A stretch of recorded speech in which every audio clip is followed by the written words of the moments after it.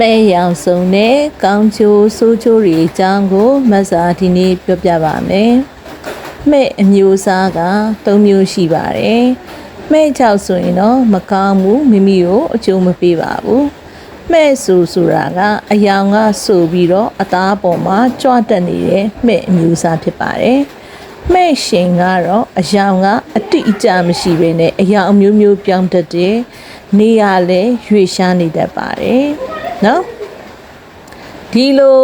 မဲ့ရှင်ကပါတဲ့လူတော်တော်များများဟာကောင်းခြင်းနဲ့ဆိုးခြင်းနှစ်မျိုးရှိတဲ့လူတွေမှာပါတတ်တယ်လူတော်လူကောင်းတွေမှာလည်းမဲ့ရှင်ပါတတ်တယ်လို့လူဆိုးကြီးတော်တော်ကြီးကိုဆိုးတဲ့လူတွေမှာလည်းမဲ့ရှင်ကပါနေတတ်ပါတယ်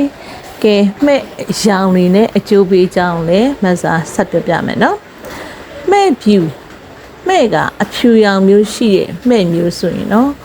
တာမန်အလဲလက်သဘောမျိုးလောက်ပဲကောင်းကျိုးပေးတတ်ပါတယ်။မဲ့နီဆိုရင်တော့ကောင်းကျိုးပေးတဲ့နေရာမှာတိတိတတာထူးထူးခြားခြားထင်ထင်ရှားရှားပေးတတ်ပါတယ်။မဲ့အညိုရောင်ရှိတဲ့လူကတော့သစ္စာသမာဓိရှိပြီးလူတစ်ပတ်သားကိုကျင့်နာသနာတတ်ပါတယ်။မဲ့နဲ့ကတော့ကောင်းကျိုးထက်မကောင်းကျိုးကိုပိုပြီးပေးတတ်ပါတယ်။မဲ့ဝါရှိတဲ့လူတွေဟာစိတ်ကူးစိတ်တန်းကောင်းပြီးတော့သူခုမှအမှုပညာနဲ့ဝါသနာပါတတ်ပြီးတော့ဒီလိုအလုပ်မျိုးတွေနဲ့လည်းအကျိုးပေးနေတတ်ပါတယ်။မဲ့စိမ့်ပါတဲ့လူကတော့